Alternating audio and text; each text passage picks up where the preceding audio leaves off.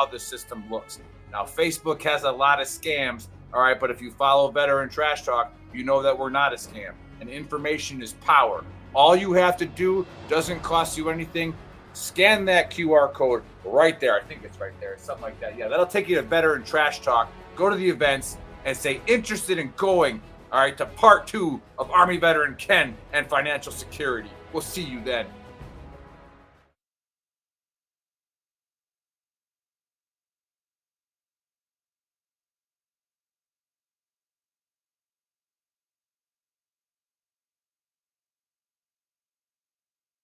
Hey, what's up, Trash Talkers? Listen, it's impossible to fight, okay, if you don't know what you're fighting for.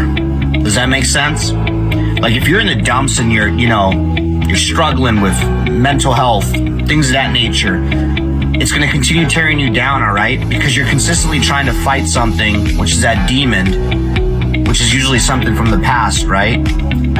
Maybe that why needs to be fighting for your future. Let that be your why.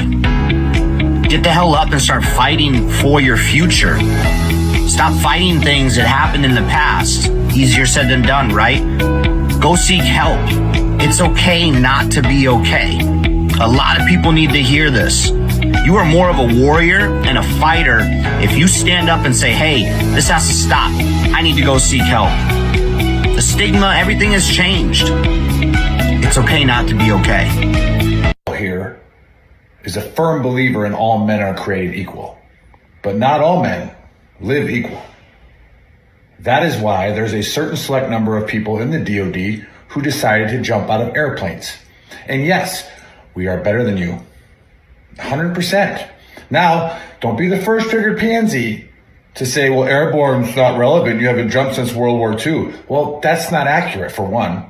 And two, it's like having a jalopy or a 68 Mustang. Well, a 68 Mustang's no longer relevant. Doesn't matter. It's still a better car than yours. So take it easy this National Airborne Day and just accept that we are better than you. So, 2 things for today's Honesty Cap. First thing, how do all my boys from the 101st feel knowing that the Army decided that instead of actually making you airborne, they would just create a whole new division that's airborne because you just aren't cutting it? It sucks. Thing number 2, for all the folks who were like, oh, airborne is irrelevant, doesn't even matter. They're making a whole new division of just airborne people because they're relevant. Think about that. How's that feel? Does it hurt a little bit? I hope it hurts a little bit.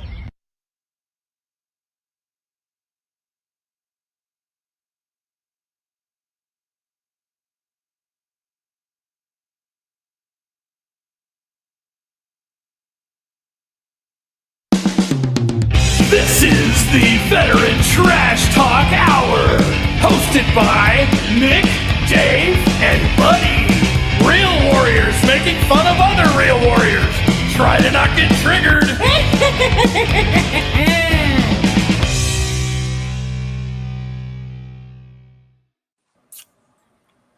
What's up, everybody? This is the Veterans Trash Talk Hour, and that introduction was a lie because it's not going to be hosted by Nick, Dave, and Buddy because Nick and Dave are both gone.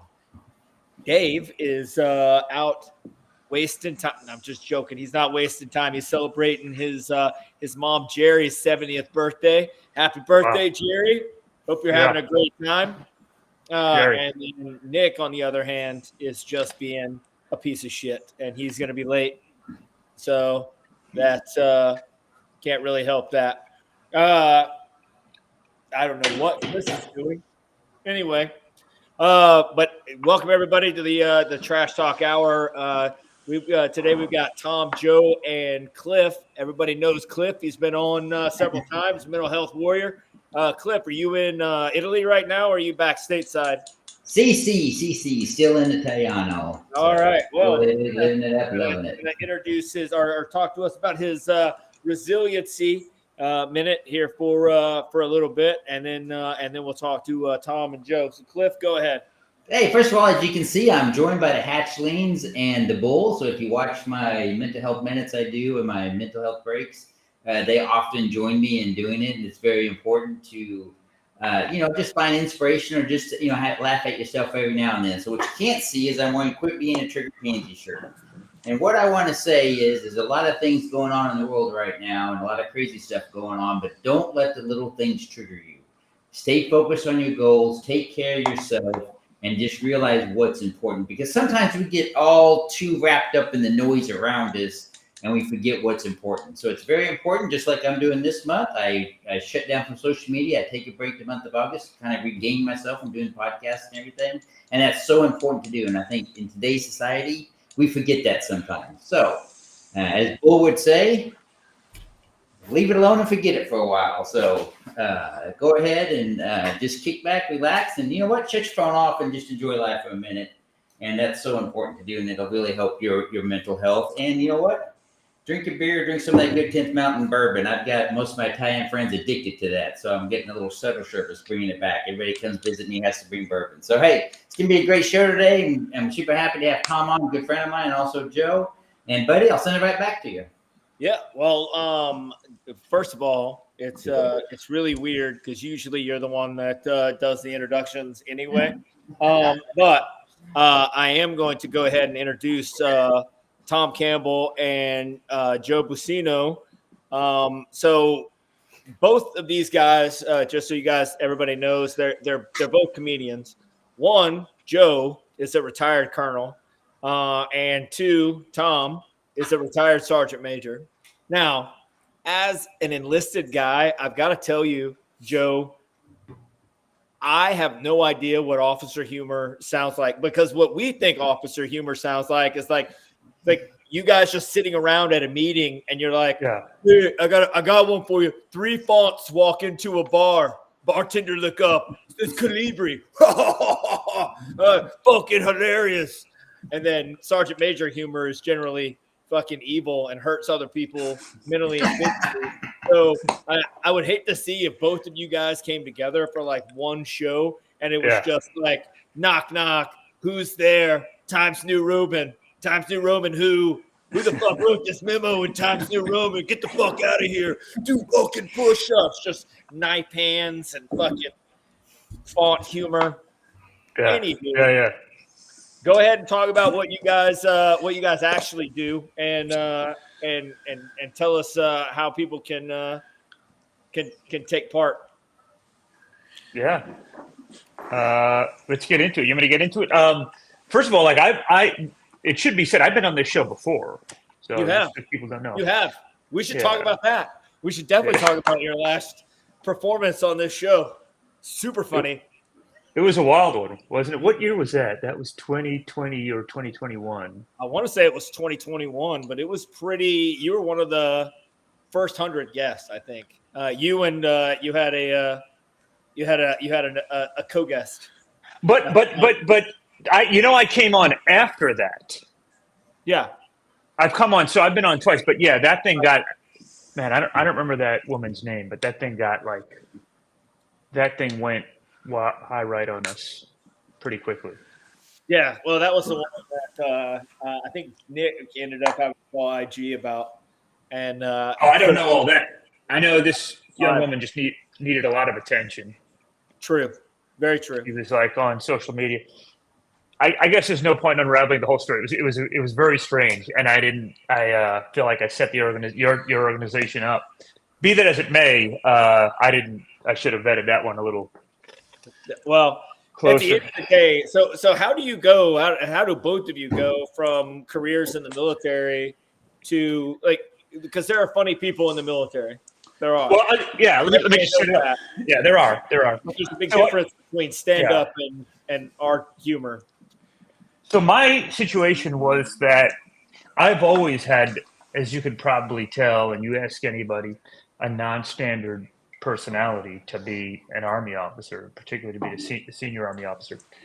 And so, I was leaving the Army, and I was in Tampa. I was retired out of CENTCOM, and kind of on a whim, I did an open mic night there at the Tampa Improv. I just kind of went up there.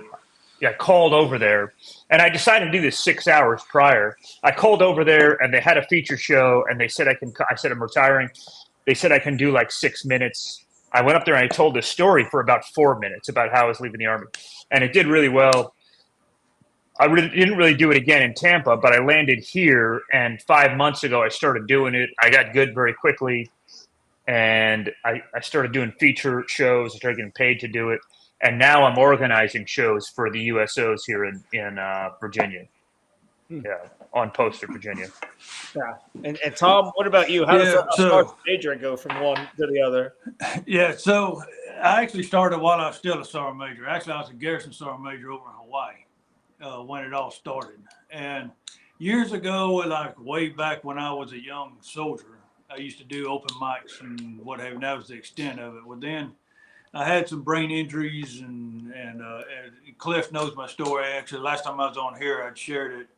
Went to a very dark place and tried to off myself. And but when I had the brain injuries, I couldn't. When my brain was really, it's still screwed up. But when it was really screwed up, I couldn't talk good. I couldn't control my emotions, all that good stuff.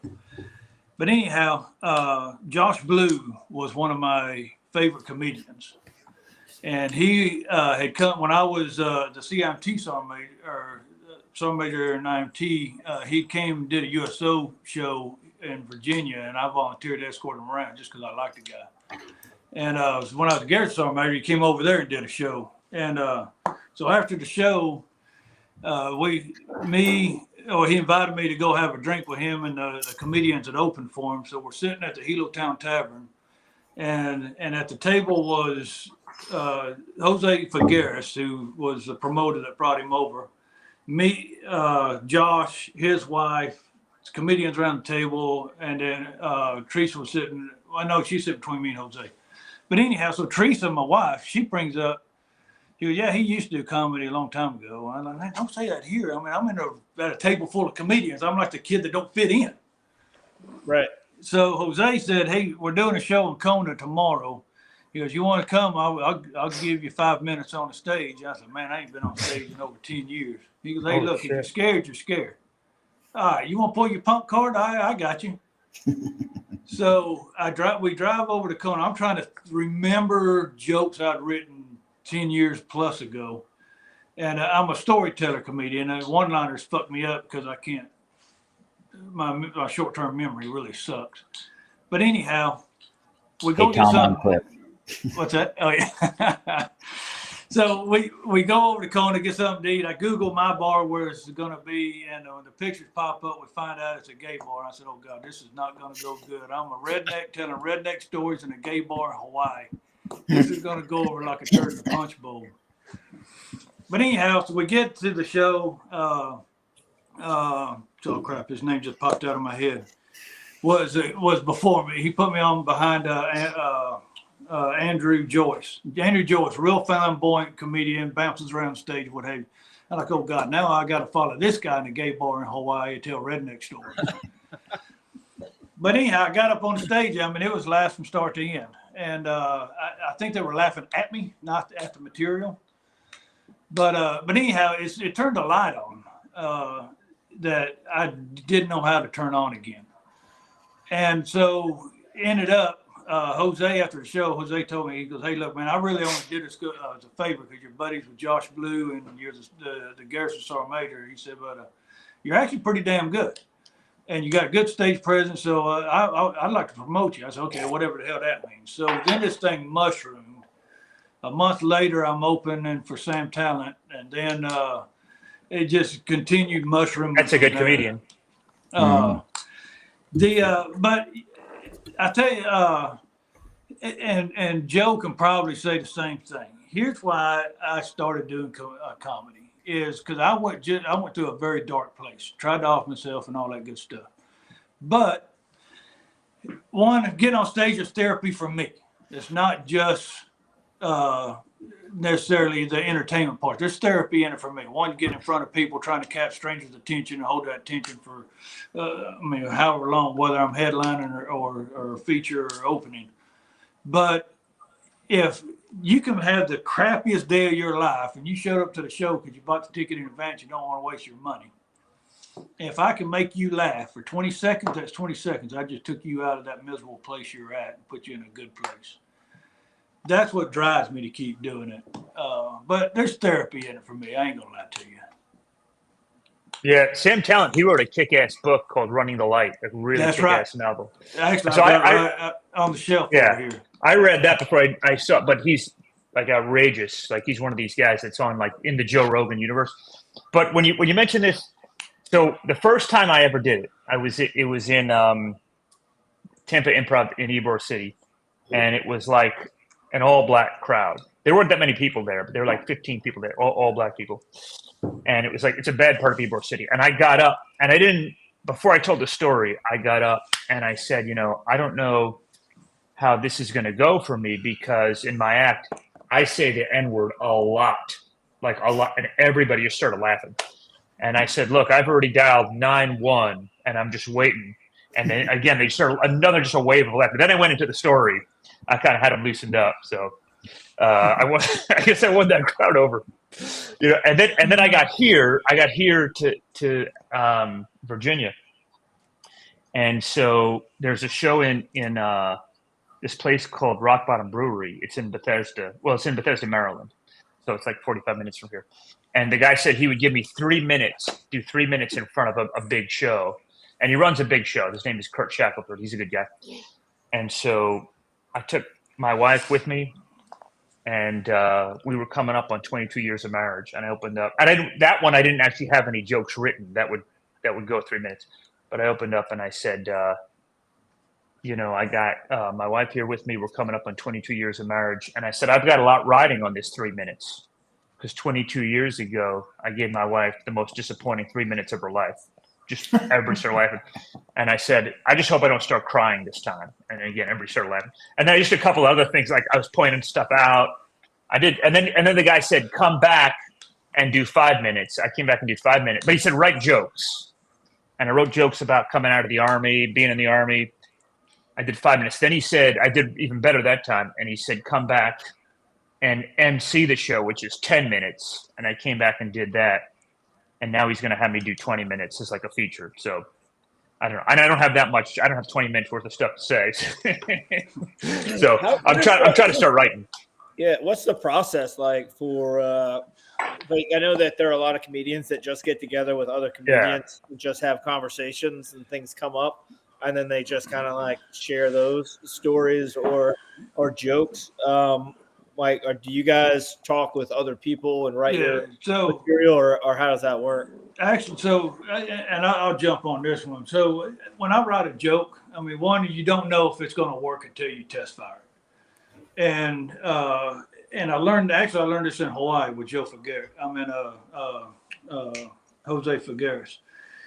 So it was an open mic, but it was all comedians that would show up there. And it was a very small venue. It was actually in a hookah bar. And so we would go up there and try jokes out, and before we took it to the big stage. And if it flopped, all right, we got to go back and rework that damn thing. If it hit, okay, then we'll go try it on the big stage. But the thing is with shows is you have to read your crowd, and especially when you do shows like a Friday. I'm in a Thursday through Saturday show, just for an example, and an early show versus late show. The crowds are uniquely different. And I'll give you an example. A Thursday night show are the people that has nothing to do in their life. Normally kind of the older crowd.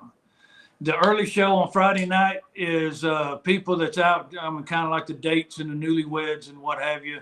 The late crowd Friday night are the drunks, and those are the toughest crowds. They're going to heckle and all that good stuff.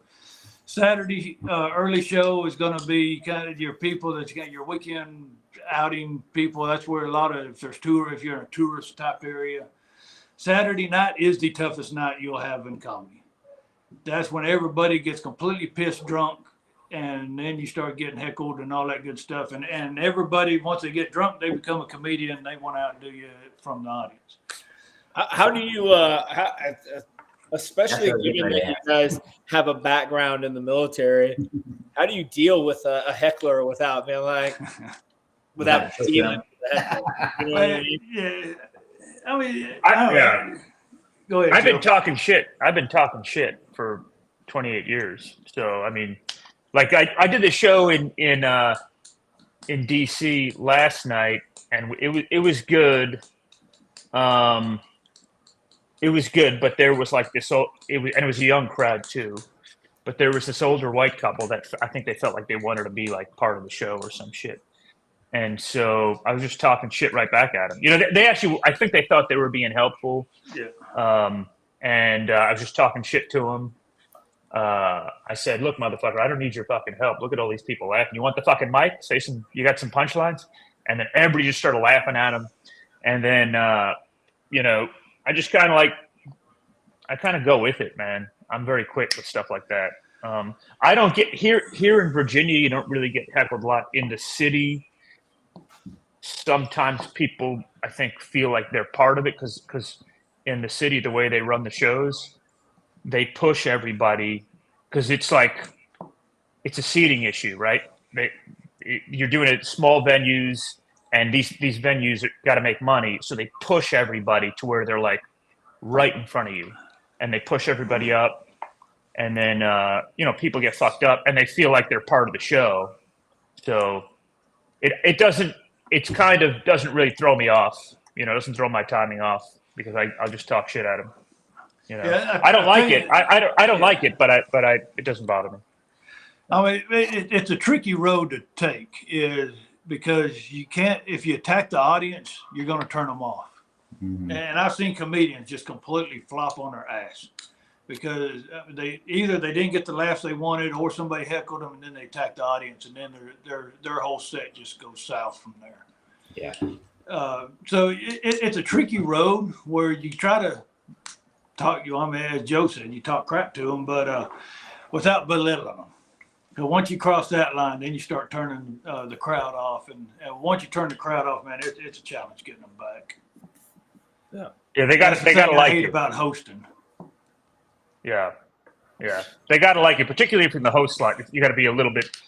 This guy who was training me up said if you're hosting, you got to be a little bit more bland because everybody's got to be on board with what you're doing.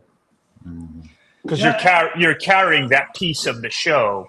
You're basically just showcasing the other comics you're bringing up. You kind of like the spine of the show. Do you find out though that when you're doing a show and if somebody's being too unruly, do the people that you know brought you in to do the show, do they step in at some point and kind of hush them down or talk to them or? Yeah, well, yeah. So, and it's happened a few times where either the bouncers had to come in and pull them out, or if you're hosting a show, that means you got to get up and in between comedians. You got to introduce the next comedian. And if you have one that turned the audience off or one that got heckled really bad, is as the host, you got to try to bring the audience back in. That is a freaking challenge. But I'll tell you though that unlike what you see when you watch a comedy show, you think a comedian just gets up there and just starts shooting off the hip and shit. That ain't what happens, man. Yeah. And people ask why do comedians charge so much to do a show? Well, I'll tell you why. So just an example, when I do show, if I'm booked for a show, about 2 weeks out, I'm gonna put my set together, and I've got this database where I've got all my jokes are all timed, and I can start plugging jokes in, and it automatically has a time up, so I know when my allotted time is. And then when I get that list of jokes, now I got to arrange them so they feed into each other, or I have reach backs and what have you. So then you line all your jokes up, and then you got to and then I rehearse it. I will go through that set probably 4 times a day from start to end every day for about 2 weeks. But then when you get to the show though, you got to read your audience, and I can't tell you how many times I rehearsed this damn thing and my memory sucks. So if I go out of sequence, I'm all screwed up. But you read the audience like, man, this joke is not going to work with this audience here. And that's the variable that you can't control. You don't know who's going to show up at the door when you get on until you get on the stage. Yeah, I don't know, man. I just go up and start talking shit. I don't really get that involved. I've got some things I wrote. I write some stuff down, but for the most part, I have this opening thing I do, but for the most part, I just kind of like go in and out. I cycle in and out of things that I have in my mind. Yeah, I'm well, not quite that detailed. a lot of people, like, there are different types of comedy, I guess, and Yeah. a lot of people go and they're just like, well, yeah, I went to a comedy show and I laughed, and that's about the limit of most people who, I guess, enjoy or take in comedy, really know. And like you guys have already said, like, Joe, you just go up kind of shoot from the hip and tell stories and or make fun of people. And then Tom, you're a storyteller. How many different ways and how do you, if say you're the platoon funny guy, like you're just, everybody thinks that you're the funny guy, and at some point you're thinking about going out and doing an open mic or whatever. How do you, I guess, focus yourself into what kind of funny you are and then work off of that? How does that happen? Well, so once you figure out what, well, let me back up. The best advice I can give is fucking go to an open mic and see what happens. Yeah. I mean, that's the best advice. And then from there, though, even if it doesn't work out for you the first time you go in there, and open mics are actually hard, especially if you go to an open mic that's not just comedy, but has people you can do anything in there. Those are the hardest open mics you can do. But anyhow, just go on the stage, see what works, and even if it flops, don't give up, because now you know what doesn't work. Is then go back and now start creating your jokes to be able to one, they blend into each other or feed into each other. But the best, actually, Bo Irvine. So he's one of the original comedians from Hawaii, and getting on his stage is hard. He's very particular about who he puts on a stage. One is absolutely no cussing, absolutely no political, no racist jokes, and which that Count me right out. there Yeah, takes out a lot. Right, but Irvine. I guess I won't be doing that club. Well, Irvine told me one of the best advice. He said, "Here's the deal." He goes, "It's not that I'm not against cussing and what have you." He said, "But you can always tell a clean joke in a dirty bar, but you can't tell a dirty joke in a clean bar. So if your joke has to be dirty to make it funny, you just cut half your clientele away." Yeah. And so when he told me that, I went back and started rewriting my jokes, because my Vineyard I'm kind of a mix between Larry the Cable Guy and John White. Is kind of my comedy. But I went back and rewrote all my jokes to where I can tell them without having to cuss and what have you, just so now I can perform in clean bars and not just dirty bars. But anyhow, once you get that open mic, just start being creative, man, and just start writing jokes. And if a joke flops, don't throw it away. Just keep tweaking that thing until you make it funny. This guy's asking, Megan's asking, well, you know what? Yeah, I always felt, so just Megan's question to her, I always thought I could do it. I've always been like just pretty naturally funny. And, for me, it's like always thinking about what words pop into mind and word packages and putting things together and just being quick, always making fun of people, talking shit. And so, tried it over the course of about, I give it a real try over the course of about like 5 weeks here. And I started getting paid gigs very quickly. So here in Virginia, it's a very saturated market, and everybody says the same shit. Everybody's got fucking porn jokes, fucking smoking weed, jerking off, and I just do different shit. I talk about being in the Army. I was working for Fox News. I talk about that. Been married 22 years. Talk about that. And so for me, it differentiated me, but also I started getting paid gigs. Some of these guys have been working for years and haven't getting paid gigs. So I got good at that stuff pretty quickly. And then now just, I don't know, sticking with it. For me, it's just about always trying to find an audience. Sometimes I make my own shows to get an audience. And then now I started doing these USO. We're doing a USO. If I can actually, maybe I could promote this one here. We're doing a Fort Belvoir. If anybody can get to Fort Belvoir, Virginia, Thursday, September 19th, we're doing a show at 6 p.m. It's me and 4 other comics. We're all military veterans. One of them's actively serving in the Army Reserves, but Fort Belvoir on Thursday, September 19th, 6 p.m. Just show up. It's going to be a kick-ass show. We're at on Belvoir. It's at the USO building. Yeah. So at the USO building. Yeah. They got a nice facility. We've done one there before, and we had about 80 people. I think this one will have more than that. Actually, I'm doing an LPD at Belvoir Tuesday in the same building. Yeah. Oh, nice. Okay. One thing, just to add to what Joe just said, and I'm right there with him, everything that he said. And to add to that is, one thing that he said is be unique. Be unique and be yourself. That's the other part, and freaking have fun with it too. But he's right. Most of the comedians you see out there, and like when I do a show, I'm pretty particular about who I bring onto the stage, and to the point that I'll interview them to make sure that they're not going to go up there. And I got burned by a guy.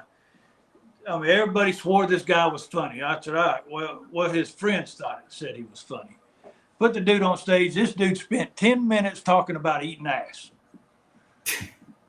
And how many ways can you eat ass? But he had turned that audience completely off. Pretty much one, I think, right? Yeah, that's what I thought. There's actually 3 ways to eat ass. Well, you have to clarify what ass is he eating? North, south, east, west, and then Yeah. Okay. The poker method. I think. Okay. But after that, then I started being kind of particular. And again, off kilter jokes I'm fine with, but if you only have one joke that you're going to try to drag out for 10 minutes, dude, I'm sorry, man. And you got to think, and Joe would probably say the same thing. You got to figure the promoter. That's their one. There's 2 things. One is it's a job, but the other part is a reputation. Yeah. And once you start going into venues and you start bringing in comedians that suck, your reputation comes. Then you should get to the point where you can't find venues to put shows out in. And that's one thing I think young comedians, it's hard for them to understand is, well, why didn't you put me on stage? Well, because you suck. Yeah. Go out to the open mics, keep working your stuff, and improve, and maybe one day I'll put you on stage. But until that point, dude, you suck. I ain't putting you on the damn stage. Hey, on Facebook, Big Earl says you guys are looking good. But Samantha puts out there, she goes, do you guys ever go to the VA hospital in Richmond, Virginia? I've not. That's got to be a rough crowd. Yeah. Actually, those, they're not, man. Actually, they're not. So I haven't performed in the Richmond VA. I've been to the Richmond VA and I've shook hands and kissed babies and all that good stuff. But I have performed in VAs. I'm gonna tell you what, actually, that is a really good crowd, man. I've never had a bad experience in a VA. What do you guys do? They do like you do actual shows there, or Yeah. I guess when you say go do shit for the VA, I'm thinking you just walk into the main office and you're like, look at this dude over here. Look at that dude over there looking ass. Yeah. Let me tell you about the 3 ways they're already eat ass. Yeah. Get over here. I made up a new way. The best crowds, and I bet you're going to say the same thing, Joe. I would tell you the best shows I've ever done was in front of military crowds, and in particular when I did the USO tour around the Pacific, dude. I did not have a bad show one time. How does that translate though from like the military humor and what civilians are kind of okay with are a lot of times two very separate things. Like, so how does that translate for you guys when you're, there's a big difference between like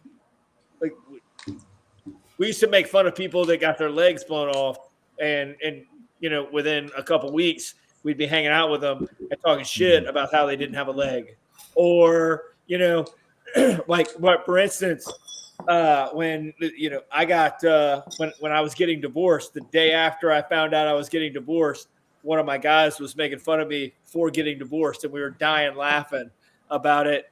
That probably doesn't translate very well to like the civilian world, where people are a little bit more less. They don't have as they're a little bit more triggered. Is that what you're saying, buddy? Yeah. Well, it goes back to, I mean, you got to read your audience, man. I mean, military audiences, you can get away with that stuff. You try to take that to the Funny Bone in Richmond, shit ain't gonna fly. Yeah. So I guess, I mean, how is it that you, I guess, figure out how to temper your comedy to one audience or another, especially when you kind of grew up in the military, telling, joking around with people in the military? Yeah. For me, I don't know, man. What works, provided you're not using like specific things that only people in the Army would know, which I don't really do that. Things that work are things that work. Things that connect in the mind and things that are funny are going to be funny. I've never really thought about it in the sense that things work with certain crowds and not with others. I did, the USO shows we did, the 3 USO shows that I did were really good, but I've done well with that stuff, wherever I go, so, I had one gig. This was this past week. I had a strange gig, but the night before this, so Tuesday night, another comic asked me, said, Wednesday, can you come do 20 minutes? It's a paid gig, do 20 minutes in front of me. He said, it's for a fundraiser for a Republican who's running for a state Senate seat. And I didn't even look this guy up or anything. I just showed up. And it turns out it's in a Vietnamese restaurant. And they only, and it got very strange. They only rented half of the restaurant. So there's a half of a restaurant that has no idea like that there's a comedy show going. that we're in one half, and then that half of the restaurant had this like reality TV about fishing. I didn't know what was going on with that. There's like some reality TV show that was on these big screen TVs that were like as big as the stage. So you're competing with that, and then the Vietnamese restaurant didn't turn their Vietnamese music off. There was a little kid there. There were like very old people, and then there were also young people. And so, I was trying to talk shit to the extent I could. Like the old people, there was a very old guy who was like, he was laughing at everything he said, but he was like publicly trying to add tags onto my jokes. And I was like, hey, man, shut the fuck up. I don't need your fucking help. I'm fucking killing with this crowd over here. I'm fighting my way through this crowd. Like this guy over here doesn't even know he's at a fucking comedy show. He's eating this Vietnamese Vietnamese restaurant with his wife. He's watching a reality TV show. Why don't you shut the fuck? Anyway, it turned out that's the guy who's running for Senate. So the whole thing became like versus. But I landed it. But it was like, it was incredibly hard. And then I brought the guy on. The guy who I brought on, he's a Iranian guy, Ramin Mustafavi, and he just did, he's been doing it for like 20, 30 years. He just did like crowd work. He just made it its own thing. Like he didn't tell jokes. He was just talking to the people. But it was probably the weirdest thing I've done. But it was a good experience, and maybe I don't know. You learn from that. Learn how to deal with those situations. And in the end, I turned the people around, and even the people who weren't there to see the show, they were just eating there. So it was cool. There was a little kid there. I apologized to this little 6-year-old kid for cursing in front of him. I didn't see him. I made him give me a thumbs up. I apologized to his mom. So, and then I made the restaurant owner apologize to his boss. I got It's heckled cool. by a dog one time. Yeah. Which outdoor venues are hard to do because there's so much distraction. Actually, just what Yeah. Joe's just talked about, and I can't imagine, man. It was wild, man. Yeah. So this is an outdoor venue. People are. I mean, by the time I got on stage, everybody's completely drunk. This dude had this freaking dog sitting in the front row, and every time I would talk, this fucking dog would start barking at me. I said, man, all right, now I'm probably the only comedian in history that got heckled by a freaking dog. What did you end up having to do What a- about the dog? Like, Well, like, so put that it's thing funny. down. So after the show, it was an open mic, and I was invited to come make an appearance at this open mic. And there were other comedians that I had worked with that was there. And when I came off the stage, I told Teresa, I said, let's get in the fucking truck. We're going home. She goes, well, don't you want to wait to see Brian Rupp and Tony Rodner was going to go up? And I said, no, fuck Tony and damn Brian. If I'm getting in the truck and go. I said, because I'm fixing to punch that dude in the throat. I'm going to kill that fucking dog, and I'm going to kick that dude in his freaking junk if I don't get out of here right now. But How does that- what nothing I can do that's about another it. thing What the that's hell am I going always to say to kind the of- damn thing? That's how do you deal with that when people find out that you're a comedian? Because if people find out that you're a comedian, inevitably, I feel like their first thing is, oh, you're a comedian. Tell me a joke or say something funny.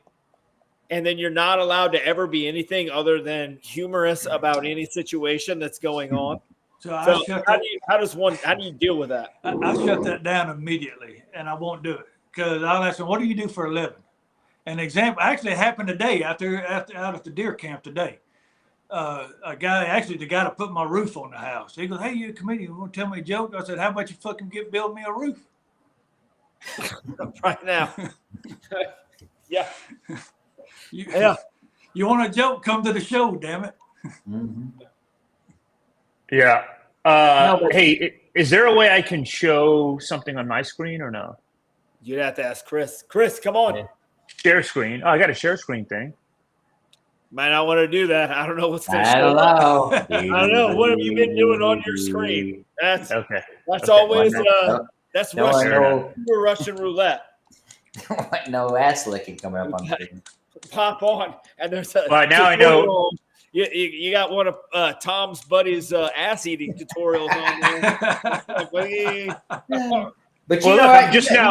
I'm just now learning that there's 3 ways to do it. So Yeah, well, I know. I thought expand there was my one way horizons. until now. God damn it! Now I gotta go Yeah. research this shit. it's all directional. if these guys are talking about, I'm trying to promote a show here, man. These guys are talking about Tim Welts is lying about National Guard service. Well, I'll talk about it. You want me to talk about it? What Tim Waltz is it's National Guard? You lying mean, about a you mean guard. the fact that you can wear an SF hat and that makes you Yeah. an SF guy? I had to do a whole lot of yeah. garbage to have to wear one of those hats. But anyway, Hey, can I But, you know, promote hey, something I here? wanna you should chime be in able to real just quick. share You your know, screen or share it. Yeah, Okay, hold on, while hold he's on. trying to get it shared. You guys are right because, of course, I don't do comedy shows. I do speaking events and, speak about mental health. But it's so important to read your audience and read them very quickly because, that tells you a lot, whether they're interested in what you're saying, whether the jokes you're talking about, and, and then what kind of interactions you're going to have with them after the show. Now, obviously, mine's completely different than your guys's. But it is very important because you do want people who are giving their time and money for whatever they're going to see to be entertained by it, to enjoy it, and to get something out of it. And it's so important. And you do have to put a lot of time in working your craft. I just don't get up and go do, speaking events and talk and things like that because, it's something that, obviously you want appreciative that they want to have you there and you want to work hard and make your craft as good as possible. And I think sometimes a lot of people, just like you said earlier on, Tom, why do comedians charge so much? Because they don't realize the work that goes into it. They don't realize, all the time that you did so much trying to build yourself up to get to that point. And it is a lot of sacrifice and a lot of hard work. And I remember we went to car show in Virginia, Tom, and you were sitting there telling me the process that you go through to do a show and how you do your jokes, and you kind of talked about that a little bit, but I was shocked by that. I had no idea that you put that much work into it. And as somebody who, I've done speaking events for 3,000 people in venues, and it's, it's a lot. And I'm thinking, man, although my preparation is different, but I was shocked, Tom, about, how you had your database of jokes, and you would go try new jokes and see how audience reacted, and then you would try them again. I'm sure, Joe, you do the same thing. Yeah. Just trying to figure out what works and what doesn't work. That's hard. It's not easy. It's hard. Yeah. It is. But though, Cliff, it's very true, because I do other than comedy, I also do speaking engagements as well. It's very similar. So what you do with the prep for you, outside of having to line up jokes, because you've got a story, and same with me when I do my speaking engagements. I tell my story and then I share what I learned out of it. But again, the audience is going to play a key. Is it an audience full of leaders? Is it an audience full of workers? Is it, like when I'm at Belvoir next week, it's the transition unit, the Warrior, whatever they call it now. They changed the name, but the Warrior transition unit there. Yeah, you never know what they're transitioning to now. Well, yeah, that's true. Right. But so I tailored my my help seeking behaviors presentation to kind of tailor to that audience that I think I'm going to talk to. I'll find out when I get there if I completely bottom out. Yeah. I went and saw a comedy show with Gilbert Godfrey, and that guy is freaking hilarious.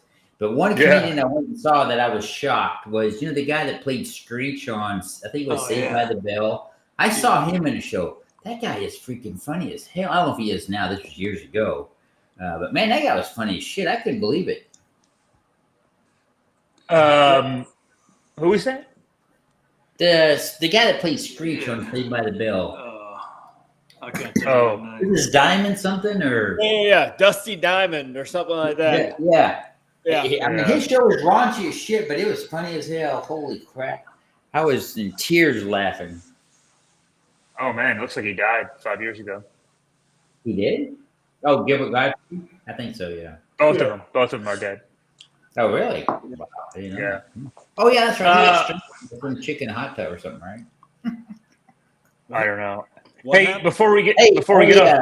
Faceman wants to know if vampires are real. I'm going to visit the Transylvania Castle and stuff at the end of October with my brother, so I'll come back and report after that trip. Oh, yeah. You got to let us know if they're real or not. That's right. It's like a 5-day trip. We're taking over Halloween. I think vampires are real, but they take blood out of people's butts at this point. That's the fourth way. Fourth way. Yeah, I'm about to spit my beer all over my computer. Joe, are you going to promote your show or what? Let's do this. I want to. Do it. So I already talked about, but I just want to say it again. Share it, he'll approve it, Joe. Okay. I can't do it. It's not letting me do it. Oh, just if it's a flyer, send it to my messenger and you can pop it up maybe. Hold on a second. Hold on. Let me do this. Share. Unable to share screen. Damn it. Hey, there you go. There's Big Earl, Big Pansy. What? How can I send it to you? AAR. Where the hell did this guy come from? I'm here to do the AAR. What happened? You guys got to do the show over again. Well, you done missed it, man. I know I missed it, but I put the two best people I know to replace Dave and I on the show. So, and Buddy not better looking. Yeah, well, I don't know. What in the fuck does that even say? Samara Hot Yoga. Nice. I like it. Yeah. So okay, who should I send this flyer to? Anybody? Chris. Oh, we don't have the flyer for the show? Chris, you have it. It's on the event. No, you don't have it. What email should I send it to? Send it to Big Earl at VeteranTrashTalk.com. And then I'll forward it to Chris. So, this is why I came on. Instead of blowing off Chris is still on there. I've been doing some important stuff today. All right. Like what? What have you been doing? And why do you have? What are those transitions lenses? They Wait, what are. you wearing They are. right now? They are. That is the So- oldest shit I've ever seen you do. Well, right. Because when you get to a certain age, and the sunlight starts to bother you, and you need prescription, you just knock out two birds with one stone. Like, what are we doing here? You know what? You just make your eyes lazy. Work them out. And they're Oakley's, like their brand name, homie. That's like Oakley sunglasses. I mean, I got it.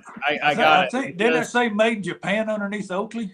The only other there are people I know that wear transitions lenses. None of them are cool. They're not. Single one of them. Oh yeah, right. Well, maybe I'm bringing it back. It was never cool. I had transitions lenses when I was in the 7th When or you were 8th grade. transitioning. When I faked an eye test because I thought Buddy is actually the having first glasses female to be Green Beret. harder. So yeah. It's pretty awesome thing. But no, like I said, we were doing busy stuff. Dave's out there with my favorite person, his mom. His mom, who's 70, by the way. Yeah, happy birthday, Dave's mom. I know we celebrated last time I saw you, but we can't talk about that on the air. But it's really, really nice. But we just needed Buddy to come out of his shell, right? So we wanted to see if he could host the show. Oh, so we set me up for failure. Cool. No. I set you up with everybody. You can't fail with these guys. Yeah.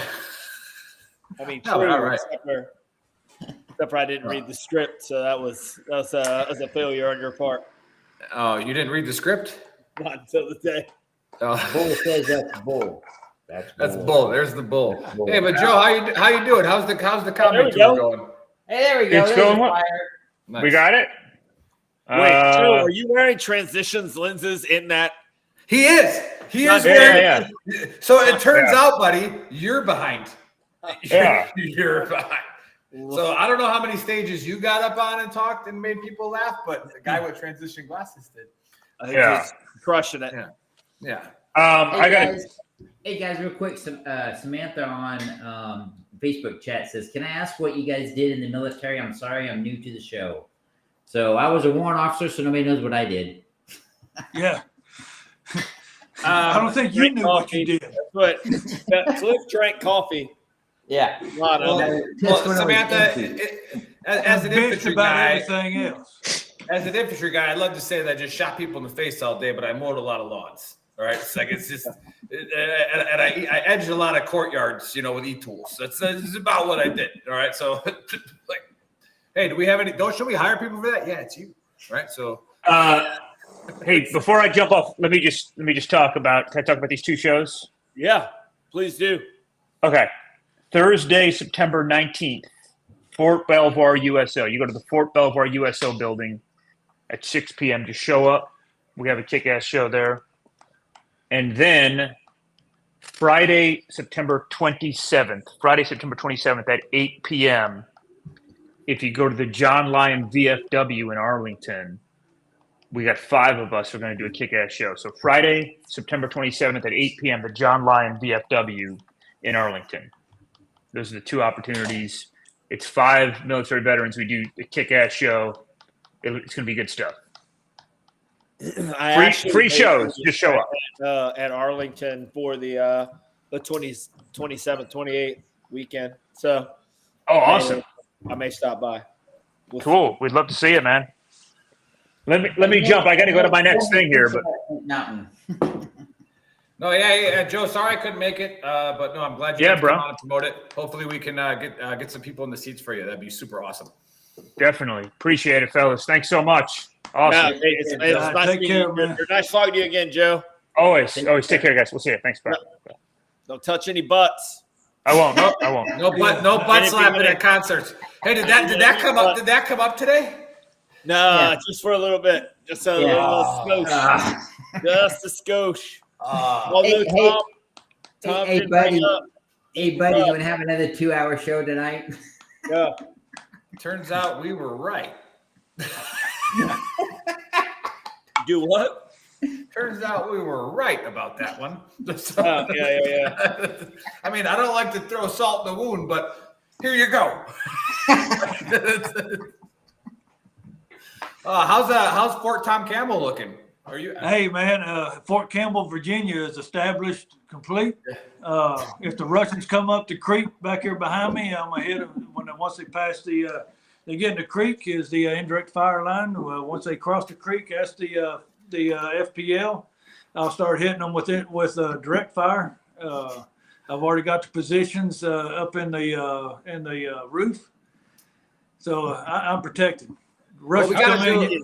How shitty is that if you're the enemy? You know what I mean? If I don't kill you with my my knowledge of warfare, I'll just kill you with comedy. So I do have a functioning cannon in it here, and I just got my flagpole. I just got the flagpole put up, so now Fort Campbell, Virginia, is officially established. Nice. Are you gonna fire the cannon off every morning and every evening when you bring that flag up and down? I know that. Yeah, the neighbor's probably gonna get pissed off at me when I gotta start do a show from out there. Hey, Tom has a cannon, a real cannon that he can fire underneath his flagpole. The ammo point's right here in this room next to me is my ASP, and the armory is over here on the other side. Is the armory where I've got probably an armory worth of fucking weapons in it, but. Hey, you don't want to talk? Hey, we got a lot of people watching right now. Be careful. But hey, what about hey, Buddy's got to go. Buddy, we love you. Hey, yep, I'll see you guys later. I gotta go to a birthday party. You can't miss timelines with royalties. He's married now. His leash is short. Yeah. No shit. For real. Right. All right. I'll talk to you guys later. Cliff, it's good seeing you, Tom. Hey, nice seeing you, buddy. too, buddy. All right. For sure. Let's see here. Oh, is Hey, Face Man trying to? I think think Face Man was trying to come on. That sucks. But yeah. So what do you guys? Hey, Tom, tell Samantha what you did in the military. I think you didn't do it. Oh, yes. Well, I was an infantryman. I was one of them idiots that jumped out of airplanes. But now I grew up. A lot of my career as a sniper, and so I was right there with Big Earl there, shooting people in the face. I think you're a better shot than Big Earl. I tend to face my men chest to chest. All right, not hiding behind a wall. Actually, I hit a lot. I mean, when the bullets start flying, you hide. Yeah. Well, I was hit before the bullets start flying. Yeah. I was the one initiated the bullets start flying. Usually, that person dropped before they heard the shot. So, well, I want to thank Samantha for her service. I think she was in the U.S. Air Force, so she works for the VA in Richmond. That's why she asked that question at the hospital. Oh, that's awesome. Thanks for tuning in. It's always good to have new viewers to tune in. Yeah, that is. And Kelly Ramirez, aka Ram, Air Force vet, says Big Earl sold Cosmo magazines.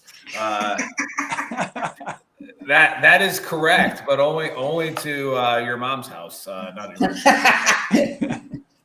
But bad joke. But no, love you, Ram. Hope all going well. So, no. Yeah. He was the homeless guy I found in Nebraska, and brought him on the show, and now he's popular. So you're welcome, Ram. No, that's awesome. Yeah. All right. Well, I think we can end the show. I appreciate you two coming on. If you don't follow the Mental Health Warrior, he takes off in August, so he should be going live again starting here soon. And just real quick, 2nd September, we're going to start off the new season, I guess season 4 now. We have a super guest that's going to be on. Lynn lined him up. I have co-host Lynn, Pacific Tita. It's going to be a great show. I do have several speaking events in September, along with some other things going on. So, it's September, October is always a busy month for us. But, it's super excited. And, it's hard to believe, Big Earl, I've been doing this for 4 seasons now, and you guys have too. I mean, it's amazing. Yeah, it truly is a blessing to what it's turned into, and it's only getting bigger. And then the Shaw of Comedy, did you say you got any shows coming up? Well, actually, I just did a show. I did a 2-star retirement. Oh, very nice. Is that the one we're talking? One that we all know? Yeah, it's the one we all know. Oh, that's a lot of fun. Yeah, shared a lot of stories. Kind of put him on the spot a few times. Yeah, he's as far as I know, he's a great human being. So Hey, he is. He's a phenomenal guy. We gotta get Big Earl and Tom over here in Italy. Yeah, Hey, sure. The restaurant. Do But no, I got I don't have a show coming up, but Tuesday I'm doing an LPD and my health seeking behaviors LPD there in Fort Belvoir. Okay, nice. This Yeah. coming Tuesday. Did you find out what those were? The actual health seeking behaviors, or that was the harmful behaviors of the foundation? Well, no. So you're talking about the life skills, so we're still trying to figure out what that is. I'll tell you, life skill. Visit Italy. They'll make Putting your shoes on. All right. I know, man. That was so. I mean, when we got tasked with building, those that are watching, you know, I under where I work at, under my umbrella is the basic training. So basically, all the training from the recruiter first year was assignment. But anyhow, so when we got tasked with we got to start training life skills. I said, well, what are life skills? Are we teaching them how to wash and tie their shoe and wipe their butt? Like, what are life skills? Hey, real quick, I just want to let everybody know that I've reduced the price of my book, my website, The Mental Health Warrior, to $19.99 plus shipping and handling. If you order through my website at cliffordbauman.com, I will autograph it and send it out to you. So I did lower it for a special price. And it'll stay there through the month of September at that price. So it is a great book too. So I've never really enjoyed reading, right? Like I don't like to read. I understand the importance of it. Right. That's the only real way. It's one of the only real ways to actually learn some things. Right. But no, it's a solid read and it keeps your attention and it gets down to the point. And you can see the personal letter that Big Earl wrote in the book. You can tell, you know that he knows how to write. And it nails it right on the head of what we're doing here at Veteran Trash Talk. You know, you should never be alone, especially with social media as a veteran. So just don't be alone. All right. We're all here. Again, I might not have the answer, but I might know somebody that does.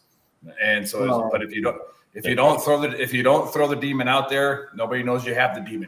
We all know you have it, but we don't know which one it is. Well, right? Tom, yeah. Go ahead. No, I was just going to say that, nobody should suffer in silence nowadays. Tom and I can contest to that. We've both been down that road, and there's no reason to. With Veterans Trash Talk and social media out there, there's no reason to do that. And please, if you're that person and you're in a bad way, I'm sitting in a dark room now. If I shut my lights off, I'd be in a dark room. And if you're having that drink and you're having those thoughts, get the fuck up and leave that room. Set that down and leave that room, because I know where those thoughts run. I know where they lead. And had my brother not found me, as you guys know my story, I wouldn't be sitting here. And if Tom wouldn't have got that phone call from his wife, he wouldn't be sitting here either. And so nobody should go down that road. And it's just something that we have to continue to fight and think about, and always know that we are our brothers and sisters keepers. Summer's a rough time. School's starting now. It's a stressful time for everybody. So let's just look out for each other. It doesn't take 2 seconds to text somebody or call somebody and just ask how they're doing. It's that simple. Yeah. For sure. Hey, an idle mind's a devil's playground. When you start going down that road, man, get up and do something and occupy that mind. Right. That's all great wisdom from you two. And again, did we do a shirt? Was it the Quit Being a Triggered Pansy one? What did we highlight today? Did we even? Yeah, I had a quick quiz pansy shirt on. That was my intro with my mental health minute about people not being triggered. I will tell you that. Come on, there you go. Yeah, that's my favorite one, actually. I wear that at the airport now all the time. Here in Italy, they love this shirt. I have to explain it to them, but once I explain it to them, they're like, "You need to get that made in Italian. You need to have it say this in Italian." Yeah, well, you know the people. You just gotta text us. We can do it. I like where this has gone, where we're going. We're pretty sure we just picked up a new sponsor, so that's going to help us promote some more veteran-owned businesses. Awesome. And again, guys, everything that you buy from us, it pretty much goes right back into the system, and we're promoting. Yeah, we're promoting everybody. Like Joe's on the show. If we have a sponsor or we sell a lot of T-shirts, right, then we boost out that show ad for $500, right, and now it reaches 50,000 people to 100,000 people, right? So help us boost, veteran-owned companies. And it takes a lot of work. Chris in the background. We all got families. Like I had to do something, ran back here, got here, and I wasn't really hanging out with the family. I'll be honest. I was doing a little bit of the. Thanks for watching from the Philippines. Yeah, Hey, so, you know, much and more help. and you have an Emmy Award winner now on your show. Oh, yes, we do. Yes, we do. However, you don't. Do you have an IMBD profile? I don't know. Face man. I do. I do. Do you? Oh, I okay. do. All right. I have All one. right. I Yeah. do. Yeah. I do. All right. You All can right. check Well, me out on there. Yeah, I'm gonna look you up. We got to get Tom one for sure, and then we'll be all good. I'm legit, brother. Yeah. Tim Morris says exactly. I work around the other house, and I put these on their screen because not everybody's watching on the same platform. And speaking of that, go to our YouTube channel, subscribe to us. We're shadow banned on there. YouTube only likes like people who watch Dragon Ball Z and then old timers showing you how to take something out with a wrench. But we have some people on YouTube, so go out there and follow us. A lot of fun. All righty then. I think that's it, guys. Go to shop.veterantrashtalk.com. Go get the Quit Being a Triggered Pansy shirt. I wear it as a reminder to myself. Yeah, me too. And then when I get to explain it to people, I say, hey, this isn't political. This is, hey, calm down. I wear it when I do speaking events, and it's amazing the response I get from people. And I was like, well, if my t-shirt bothered you, then you're in the right place right now, because what I'm going to talk about is going to help you. Correct. It's words on a shirt. Yeah. Well, all right, guys. We'll see you next Friday for our UFC show. And then let me look at who's the guest. It's a Labor Day weekend. We will not have one. So, enjoy Labor Day weekend coming up, and it'll be awesome. Simon G. Been to war. Too late for that question, but yes, we have. See you later.